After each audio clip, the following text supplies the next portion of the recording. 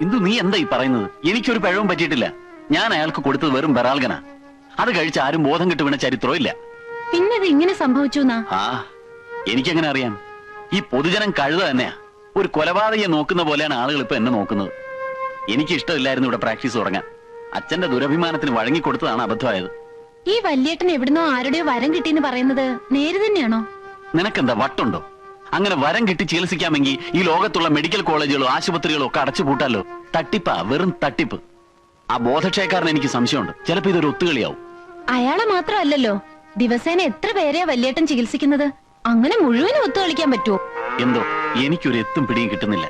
ഞാനിനി എന്ത് ചെയ്യുന്ന? ഉണ്ണിയേട്ടൻ മനസ്സ് വിഷമിപ്പിക്കാതെ. കുറച്ചു ദിവസം കഴിയുമ്പോ എല്ലാം നേരെയാവും. ആ, വെളുക്കുമ്പോ തൊട്ട് അച്ഛൻ ഇപ്പൊ വല്യേട്ടന്റെ ആശ്രമത്തിലോട്ട് നോക്കി ഒരേ ഇരിപ്പാ. ഇനിയിപ്പോ അത് തന്നെയാവോ ഏട്ടന്റെ ഉദ്ദേശം? എന്ത്? അല്ല, അമ്മാവന്റെ ശ്രദ്ധ ക്ഷണിക്കുക, അല്ലെങ്കിൽ പിന്നെ നിന്റെ വീടിന്റെ മുമ്പിൽ